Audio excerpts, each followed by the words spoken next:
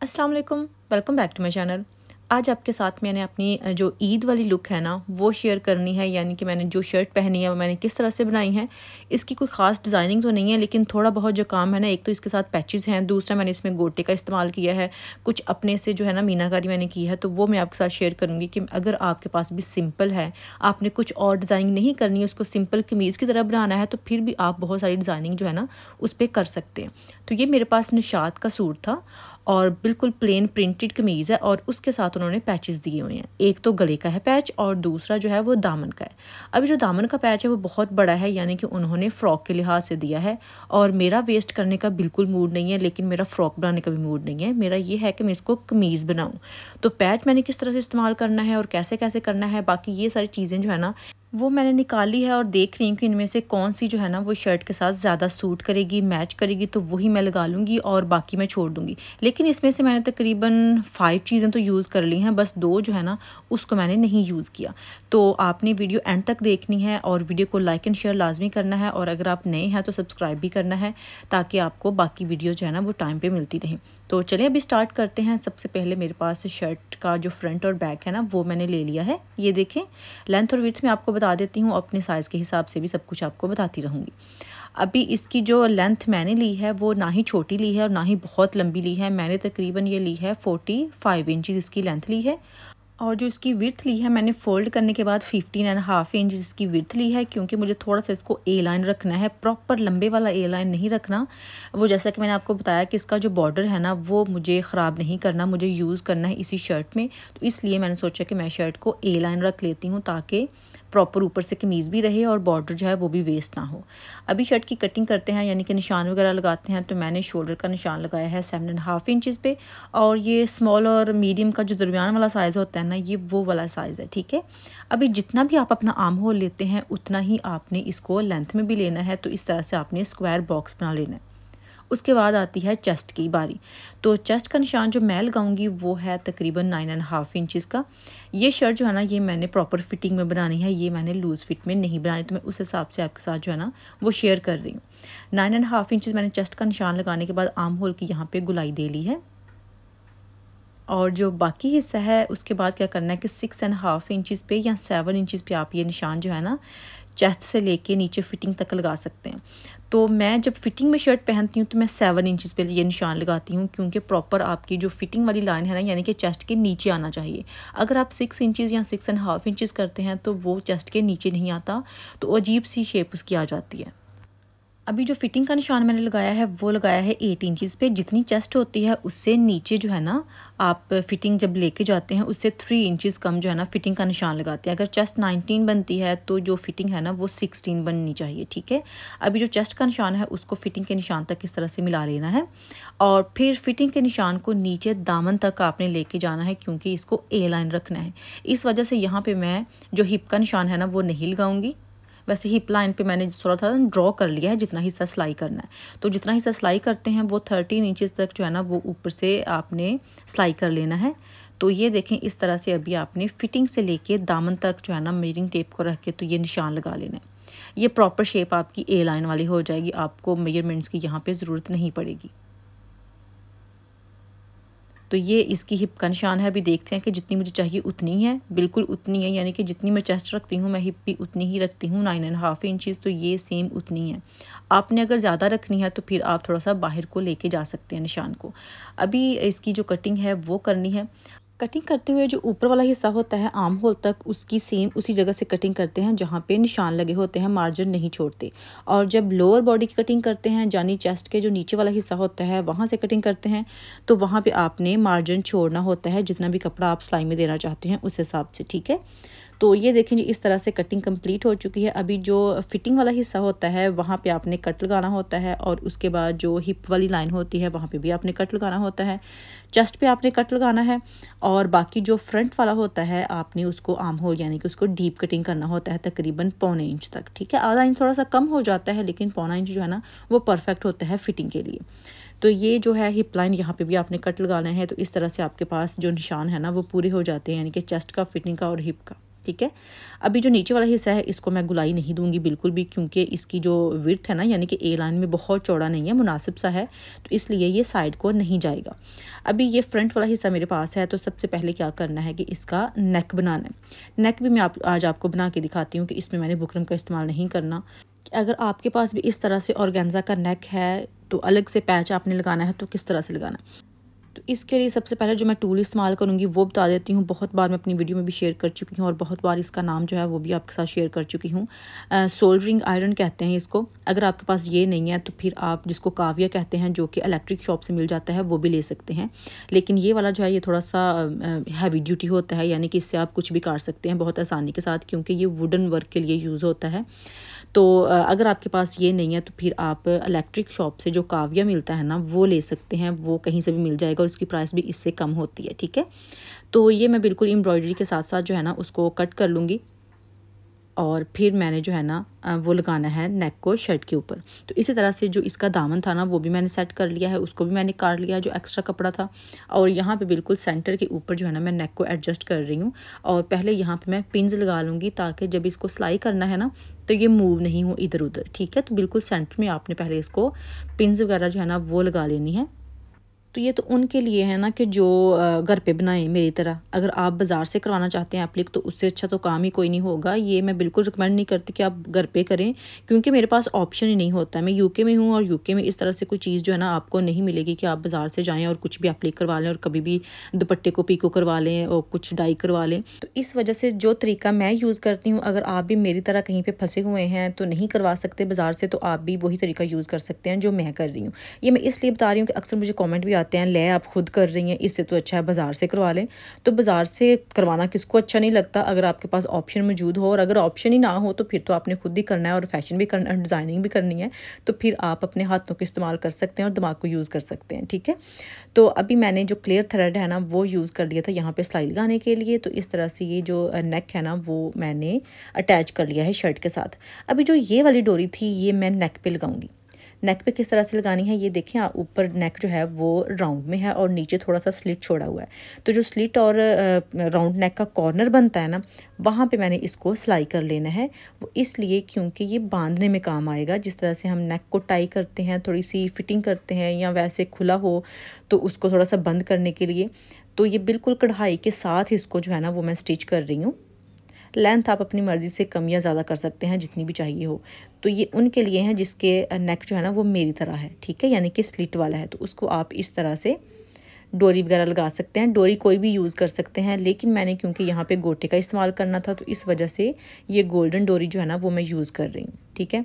अभी इसकी मैंने उल्टी साइड कर ली है और एक पेन ले लिया। ये जो नेक है एम्ब्रॉयडर्ड नेक है, और जब आप इसकी शर्ट को उल्टा करेंगे जिस तरह से ये मैंने किया है तो थोड़ा सा आप फिंगर के साथ इसको फील करते जाएंगे और साथ साथ जो है ना निशान लगाते जाएंगे, क्योंकि ये उल्टी साइड से भी फील होता है। अगर आप बुकरम लेंगे उसके आप ऊपर ट्रेस करेंगे तो वो इधर उधर हो जाएगा। ये बेस्ट तरीका होता है कि आपने जस्ट फिंगर से ही उसकी जो कढ़ाई है ना उसको फील करना है और उसके साथ साथ जो है ना वो आपने लाइन लगा देनी है या निशान लगा देने हैं। तो मैंने भी सेम ऐसे किया। ये बिल्कुल एक्यूरेट है, इधर उधर नहीं होंगे। तो नीचे मैंने ये कपड़ा रख लिया है, उसके ऊपर भी बुकरम का इस्तेमाल मैंने नहीं किया। तो अभी जहाँ पे पेंसिल से मैंने निशान लगाए थे ना सेम उसी जगह के ऊपर जो है ना वो मैंने सिलाई लगा देनी है। नीचे कपड़ा रखा हुआ है तो वो कपड़ा जो है ना इसी सिलाई में साथ स्टिच हो जाएगा। ये अभी स्लिट की बारी है। स्लिट को भी ऐसे ही मैंने जो है ना वो निशान लगा के सिलाई कर लेना है। ये देखें इस तरह से। तो ये नेक बगैर बुकरम के बन जाएगा और वो भी बिल्कुल वैसे ही जिस तरह से हमारा पैच था, यानी कि कढ़ाई हुई है। ये देखें बिल्कुल कढ़ाई के साथ साथ आया है, ज़रा भी इधर उधर नहीं हुआ। अगर आप निशान ठीक लगाएंगे ना तो फिर इधर उधर नहीं होगा। चलिए अभी आप इसके अंदर से जो कपड़ा एक्स्ट्रा है वो निकालेंगे। स्लिट वाला जो है वो कपड़ा निकालना नहीं है, जस्ट उसको अंदर से कट कर देना है, ठीक है। कपड़ा एक्स्ट्रा नहीं निकालना आपने स्लिट से। तो अभी ये जो हमारा नेक था इसमें से मैंने एक्स्ट्रा कपड़ा निकाल लिया है और यहाँ पे कट दे देने हैं छोटे छोटे थे ताकि सीधा करते हुए जोड़ वगैरह ना आए। अच्छा, जो कट्स हैं ना हर तरफ ही देने हैं। मैं यहाँ पे वीडियो में शेयर करना भूल गई, लेकिन मैंने जो कट्स थे ना वो हर जगह ही दिए थे, यानी कि जो हमारा राउंड नेक था ना वहाँ पे भी कट्स देना ज़रूरी है, ठीक है। बाकी इस कपड़े को आपने साइड से जितना काटना है उतना काट के फोल्ड करके तरपाई कर लेनी है। अभी ये देखें जी, सीधी साइड जो है ना वो कुछ इस तरह से आपके पास आ जाएगी। मैं आपको खैर इसको तरपाई करके तो आयरन करके दिखाती हूँ कि किस तरह से ये लगेगा। ये देखें इस तरह से अभी ये जो है ना नेक आपका रेडी हो जाएगा। बैक इसकी देख सकते हैं कि मैंने एक्स्ट्रा कपड़ा काट के तो तरपाई कर दी है। नेक का भी बिल्कुल कंप्लीट नहीं हुआ, क्योंकि डोरी के जो किनारे हैं ना वो रहते हैं, उसको भी मैंने अभी थोड़ा सा डेकोरेट करना है। अभी क्या करना है कि शर्ट की जो बैक है वो लेके इसको शोल्डर की सिलाई लगा देनी है। शोल्डर की सिलाई लगाने के बाद अभी आती है बारी फिटिंग की, तो फिटिंग की भी यहाँ पे सिलाई लगा देनी है। और फिटिंग की सिलाई लगाने के बाद अभी मैं इसके जो स्लीव्स हैं वो रेडी करूँगी। बैक नेक भी बनाऊँगी, लेकिन वो बैक नेक मैं बहुत बार शेयर कर चुकी हूँ, बहुत सिंपल है इसलिए मैं हर बार शेयर नहीं करती। अभी क्या करना है कि इसका जो दामन है ना उसको नीचे से फोल्ड करना है, ठीक है। तरपाई नहीं करनी, यहाँ पे सिलाई ही लगानी है, क्योंकि अभी बहुत सारा गोटा वगैरह जो है ना वो लगेगा। तो यहाँ पे ये देखें जी, इस तरह से मैंने इसको सिलाई कर दिया है। लेकिन क्योंकि दामन और बाजू जो है ना वो तकरीबन मैंने सेम ही बनाने हैं, यानी कि सेम डिज़ाइनिंग करनी है, तो मैं सोच रही हूँ कि सबसे पहले जो बाजू है ना इसके उसकी भी कटिंग अभी कर लूँ, ताकि बाजू पे जो डिज़ाइन है ना वो बना के दिखा दूँगी तो आपके लिए आसानी रहेगी। तो ये देखें दोनों बाजू जो है ना वो यहाँ पे मैंने इस तरह से फोल्ड करके रख लिए हैं। लेंथ और विड्थ मैं आपको बता देती हूँ। लेंथ बाजू की जो है मेरे पास वो ली है मैंने 24.5 इंचज़, और जो विड्थ है वो ली है 9.5 इंचज़। ऊपर से 3 इंचज़ का आपने ये निशान लगाना है और इसको आर्म होल की गुलाई देनी है। अच्छा, बाजू की लेंथ जो है ना आप कम कर सकते हैं। मेरे बाजू थोड़े से लंबे हैं, इसलिए मुझे इसको थोड़ा सा लंबा रखना पड़ता है। आप इसको 22 इंचज़ कर सकते हैं, इनफ होते हैं नॉर्मल साइज़ के लिए, ठीक है। अच्छा, अभी 8.5 इंचज़ का मैंने आर्म होल का निशान लगाना है, ये देखें इस तरह से। और अभी जो इसी निशान पे मैं कट लगा दूंगी। और जो फ्रंट की ओपनिंग है, क्योंकि आप फिटिंग वाला जब सूट बनाते हैं तो फिर डेफिनेटली आपके लिए ज़रूरी है कि आप बाजू फ्रंट से भी फिटिंग वाला ही रखें। चाहे तो आप अपनी कलाई में ये कर लें, अगर आपको वैसे रखना है तो आप 4 इंचज़ तक जो है ना वो फ्रंट से ओपन कर सकते हैं, ठीक है। इससे भी खैर ज़्यादा फिटिंग में आता है मुझे, क्योंकि कलाई पतली हो तो फिर ज़्यादा फिटिंग चाहिए होती है, लेकिन एवरेज जो है ना इतना काफ़ी है। तो फिर फ्रंट से आपने ऊपर जो आर्म होल का निशान है वहाँ तक इस तरह से लाइन लगा लेनी है, तो ये आपकी फिटिंग की लाइन होगी। तो अभी मार्जिन छोड़ने के बाद इसकी जो कटिंग है ना वो कर लेनी है, और बाजू को भी फ्रंट से वैसे ही फोल्ड कर लेना है जिस तरह से दामन फोल्ड किया था, ठीक है। ये देखें जी, इस तरह से फोल्ड कर लेना है। तो बाकी डिज़ाइनिंग जो है ना वो मैं बाजू के ऊपर बनाऊंगी, दामन पे नहीं दिखाऊंगी, क्योंकि बाजू छोटा है तो जल्दी से डिज़ाइनिंग जो है ना वो कवर हो जाएगी। तो सबसे पहले ये जो चौड़े वाला गोटा था ना ये मैंने इस्तेमाल किया है। अभी मुझे हर चीज़ के नाम अलग अलग तो नहीं पता, लेकिन मैं सबको गोटा ही कह के आपको बता दूँगी। तो ये जो चौड़े वाला गोटा है ना इसको मैंने सबसे फ्रंट पर रखा है, और जो सिलाई है ना ये इस तरह से बिल्कुल किनारे पर लगानी है, ठीक है। तो यही गोटा जो है ना ये शर्ट के फ्रंट और बैक का जो दामन है ना वहाँ पर भी इस्तेमाल करना है। तो भी दूसरी सिलाई यहाँ पे लगा देनी है। तो इसके बाद क्या करना है कि जो बाकी मेरे पास बारीक वाले गोटे थे ना, यानी कि थोड़ी सी डोरी थी बारीक वाली और थोड़ी सी चौड़े साइज़ की थी, वो अभी यहाँ पे मैंने लगानी है। सबसे पहले तो ये जो बारीक वाला है ना इसको लगाऊंगी। इसके दरमियान जो गैप मैंने दिया है तकरीबन आधे इंच का गैप जो है ना यहाँ पे मैं छोड़ रही हूँ। अभी ये जो प्लेन प्रिंटेड सूट था मेरे पास और उसके ऊपर कुछ पैचेस थे, उसको मैंने थोड़ा सा और फॉर्मल टाइप का कर लिया, यानी थोड़ा सा फैंसी लुक में आ गया है सिर्फ ये गोटे की वजह से। अभी जब आप इसके बाजू देखेंगे तो आपको आइडिया हो जाएगा कि ये बाजू कितने थोड़े से फैंसी में आ गए हैं और कितने खूबसूरत लग रहे हैं। अच्छा, उसके बाद ये जो थोड़ा सा चौड़े साइज़ का गोटा था ना ये मैं इस्तेमाल करूँगी, और इनके दरमियान जो फासला है ना फासला उतना ही, यानी कि आधा इंच का फासला जो है ना वो मैं यहाँ पर छोड़ रही हूँ। ये जो चौड़ा था, क्योंकि ये ज़्यादा चौड़ा है इसलिए इसके सेंटर में सिलाई नहीं लगाई, इसके दोनों किनारों पे मैंने सिलाई लगाई है। और ये लगाने के बाद अभी फिर से एक बार जो बारीक वाला गोटा था ना वो मैं इस्तेमाल करूँगी। और यही स्टेप्स जो है ना आप बार बार रिपीट कर सकते हैं जब तक आप रज ना जाएं कि मैंने कहाँ तक डिज़ाइनिंग जो है ना वो करनी है। तो मैंने सबसे पहले चौड़े वाला लगाया था, उसके बाद ये 3 बार जो है ना बारीक वाले जो रिबन थे वो मैंने यूज़ किए हैं, और इनके बाद जो है ना वो मैंने ये पैच जो है ना वो यहाँ पे लगाना है। क्योंकि ये पैच दामन के हिसाब से बहुत ज़्यादा था, उन्होंने फ़्रॉक के हिसाब से मुझे दिया था, तो इस वजह से मैंने स्लीव्स के आगे भी ये लगा लिया। तो अभी ये देखें जी, इस तरह से मैंने बाजू जो है ना उन पे ये गोटा जो है ना वो लगा लिया है। और अभी इसकी जो फिटिंग की सिलाई है ना जस्ट वो लगानी है। आप चेक करें कि ये कितना खूबसूरत लग रहा है, मुझे तो खैर ये बहुत पसंद आया था। तो अभी इसकी फिटिंग की सिलाई लगानी है, लेकिन मैं क्या करूँगी कि इसको फ्रंट से जो है ना जिस तरह से बटन लगाते हैं थोड़ा सा हिस्सा ये ओपन छोड़ते हैं, तो उतना हिस्सा मैं ओपन छोड़ लूँगी। मैं खैर वहाँ तक ओपन छोड़ूंगी जहाँ तक ये गोटा लगा हुआ है, ठीक है। तो इतना मैंने ओपन छोड़ के यहाँ पे तरपाई करके और बटन जो है वो लगा लेने हैं, और बाकी जो है ना वो मैंने सारा बंद कर दिया, यानी कि फिटिंग की सिलाई इसको लगा ली। तो अभी जो है इसको मैंने शर्ट के साथ अटैच करना है। तो स्लीव जो है उनको आपने सीधे ही रखना है और जो शर्ट है उसको आपने उल्टा कर लेना है, ठीक है। स्लीव्स को आपने आर्म होल से पकड़ना है और जो शर्ट का आर्म होल है ना उसमें आपने इसको इंसर्ट कर देना है और ये सिलाई लगा लेनी है, यानी कि इन दोनों को जोड़ लेना है। दोनों स्लीव्स ऐसे ही अटैच कर लेने हैं। और फिर मैं आपको इसका जो नेक है ना उसके आगे यानी कि जो टैसल्स वगैरह खुद बनाने हैं वो दिखाती हूँ कि वो किस तरह से मैंने बनाने हैं। तो अभी क्योंकि ये देखें आगे से जो डोरी है ना वो इतनी ठीक नहीं है कि जो चीज़ मैं यहाँ पे यूज़ करी, यानी कि ये जो लटकन है ना बहुत छोटी सी बारीक सी है, इसमें से डोरी जो है ना वो ठीक से गुजर नहीं रही। ट्राई तो मैंने काफ़ी किया है कि ये गुजर जाए, लेकिन अभी मैं क्या करूँगी इसको आगे से जो है ना वो धागा जो है ना वो इसके ऊपर लपेट लूँगी। तो ये जो आगे इसके जो इधर उधर से मुंह खुल रहे हैं ना वो बंद हो जाएंगे धागा लपेटने की वजह से। तो धागा जो है ना आपने टाइटली यहाँ पे इसके गिर्द जो है ना वो लपेट देना है, और जो एक्स्ट्रा इसके बाल वगैरह निकले हुए हैं ना डोरी के वो आपने आगे से काट देने हैं अगर सारे धागे में नहीं आ रहे तो। ये देखें जिस तरह से ये मैंने काटे हैं, तो अभी ये आसानी से जो लटकन है ना उसमें से गुजर जाएगी। क्योंकि मेरे पास जो लटकने वाले टैसल्स हैं ना वो नहीं है, अगर आपने वो बाज़ार से लेने आपके पास हैं तो आप वो वाले यूज़ कर सकते हैं, वो ज़्यादा आसान ऑप्शन है। लेकिन मेरे पास क्योंकि ये घर पे एक्स्ट्रा पड़े हुए थे छोटे छोटे जो हम दामन पे नीचे लगाते हैं, दुपट्टे के पल्लू पे लगाते हैं, तो उन्हीं को मैं यहाँ पर एडजस्ट करके तो ये प्रॉपर इसकी जो लटकन है ना वो बना दूँगी, यानी कि थोड़ी सी चौड़ी किस्म की चंकी टाइप की। तो ये देखें जी अभी इसमें से ये हिस्सा गुजर गया है।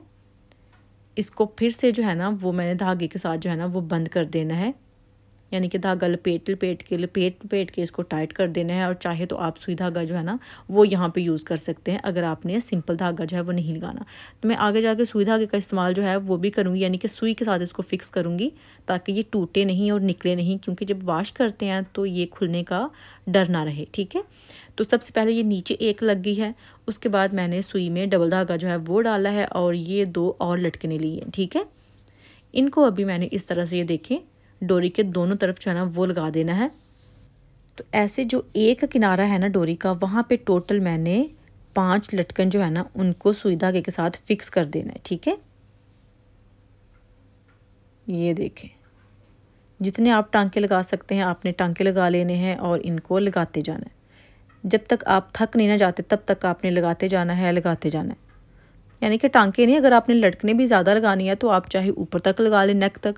तो मैं तो यहाँ पे 5 लगाऊंगी, अभी टोटल हो गई हैं 3, 2 में और लगा दूंगी। तो इसकी जो ये बन जाएंगे ना किनारे बहुत प्यारे बनेंगे, बिल्कुल वैसे ही बनेंगे जैसे आपने बाज़ार से बड़े वाला जो टैसल्स है ना वो लेके लगाया हो। तो आप इस तरह से घर पे तुक्के वगैरह जो है ना वो लगा के बहुत प्यारी सी डिज़ाइनिंग कर सकते हैं। बैक नेक मैंने बना लिया है, अभी जस्ट ये जो किनारे हैं ना वही रहते थे, तो ये मैं फ़िक्स करके आपको इसकी फ़ाइनल लुक जो है वो दिखाती हूँ। शर्ट का जो दामन है वो भी मैंने तैयार कर लिया है, इसकी जो साइड थी यानी कि जो चाक है वहाँ पे मैंने तरपाई की है और कुछ नहीं लगाया, यानी कि कोई पलटा कोई भी लेस वगैरह का मैंने इस्तेमाल नहीं किया। ये देखें जी अभी इस तरह से ये जो लटकन है ना वो तैयार हो गई और बहुत प्यारी लग रही है। ये आप चेक करें ज़रा, बिल्कुल बाज़ारी लग रही है ना। तो आप इस तरह से घर पे बना सकते हैं अगर आपके पास भी नहीं है कोई टैसल्स वगैरह लगाने के लिए जो कि थोड़े से बड़े साइज़ के होते हैं। तो अभी यहाँ पे आप इसको बांध सकते हैं। अगर ये डोरी नहीं लगाते तो नेक बहुत खुला खुला रहना था, उसके जो ये जो कॉर्नर बनते हैं ना नेक के वो भी इधर उधर गिरते रहने थे। तो ये डोरी लगाने का मकसद ये होता है कि आप एक तो इसको बांध सकें और दूसरा इसके जो किनारे हैं ना वो इधर उधर ना जाए। तो अभी ये देखें इसको मैंने प्रॉपर बांध लिया और बहुत ही प्यारा सा जो नेक है वो रेडी हो गया है। ये देखें पास से भी मैं आपको ज़रा दिखाने की ट्राई कर रही हूँ कि इस तरह से ये लटकन तैयार हो गई हैं घर पे। तो चलें इसकी अभी फाइनल लुक जो है वो आपके साथ शेयर करती हूँ कि ये लग कैसा रहा है।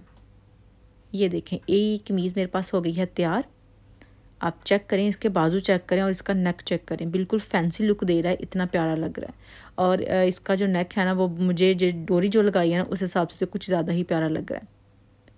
फिटिंग के साथ मैंने ये बनाया है। नीचे से ए लाइन है लेकिन बहुत ज़्यादा ए लाइन जो है वो नहीं है। और इसका जो दामन है ना वो मैंने सेम बाजुओं की तरह नहीं बनाया, यानी कि जस्ट जो चौड़े वाला फीता था वही लगा के उसके ऊपर पैच लगा दिया है। और पैच लगाने का वही तरीका है जो कि नेक का था, ठीक है। तो आप चाहें तो ज़्यादा डोरी जिस तरह से मैंने बाजू के ऊपर इस्तेमाल की है वैसे कर सकते हैं, लेकिन मैंने शर्ट का जो दामन है ना उसके ऊपर एक ही जो डोरी थी ना, यानी कि एक ही जो गोटा था वही लगा लिया है और बाकी वैसे ही छोड़ दिया है। साइड्स इसकी आप देख सकते हैं कि सिंपल मैंने तुरपाई की है और कुछ नहीं किया। बाकी बैक इसकी सिंपल है, जस्ट दामन पे पैच लगा हुआ है जो कि फ्रंट की तरह है सेम। तो यही थी मेरी आज की वीडियो। आई होप कि आपको मेरी आज की वीडियो पसंद आई होगी। ईद का मेरा ये जो सूट है वो तैयार हो गया है। इसका ट्राउज़र मैं ऑलरेडी शेयर कर चुकी हूँ पिछली वीडियो में। अगर आपने वो वीडियो भी नहीं देखी तो लिंक मैं आपको दे दूँगी, आपने लाजमी देखनी है। इंशाल्लाह नेक्स्ट वीडियो में फिर मुलाकात होगी। अल्लाह हाफिज़।